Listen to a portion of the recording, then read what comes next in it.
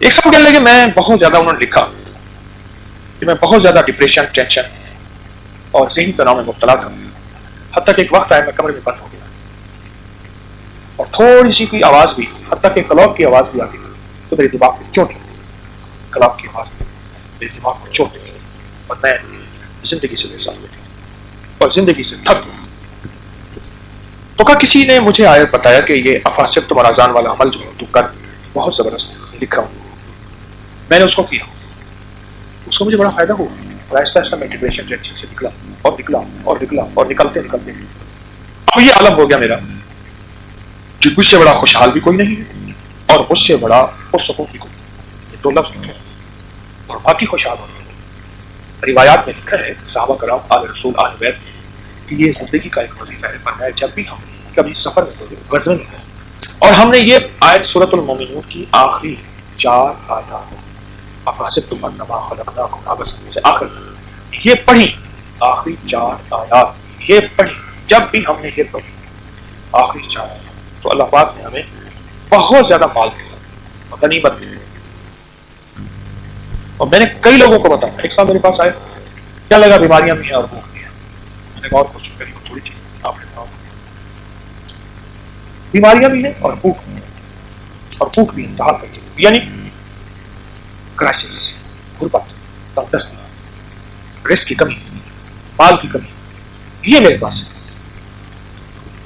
میں نے اس سے کہا اچھا اگر یہ ہے تو تجھے اس کا ایک بہترین حل ہے، اور وہ بہترین حل بھی ہے اور نہایت بہترین حل ہے اور باکمال حل ہے کہ تو سورۃ المومنون کی آخری 4 آیات پڑھ ایسے جیسے کوئی پاگل پڑھتا ہے، کوئی دیوانہ فوراً دن سارا گھر اور ہر لمحہ پڑھ، ہر لمحہ اور پڑھ اور پڑھ اور پڑھ اور پڑھ اور بہت پڑھ کہ اگر سب کو چھوڑ دوں چھوڑ نماز اور قرآن کے علاوہ سب کو چھوڑ اسے پڑھ۔ اس نے 2 چیزوں کا شکوہ کیا تھا، بھوک اور مرض کا، میرے گھر میں بھوک بھی ہے اور بیماری بھی ہے اور دکھ بھی ہے اور تکلیفیں بھی ہیں اور مسائل بھی ہیں اور مشکلات بھی ہیں۔ میری بات پہ توجہ ہے جی؟ مسائل بھی ہیں، دکھ بھی ہیں، تکلیفیں بھی ہیں، مسائل بھی ہیں اور بھوک بھی ہے۔ میں نے کہا بس یہ پڑھ پڑھ دیوانہ اس کو پڑھ، منعقد کرنے والے بے شمار آتے ہیں۔ مجھے صحابہ آل رسول کی زندگی کی روایت سامنے تھی، اس روایت کو میں نے سامنے رکھ کے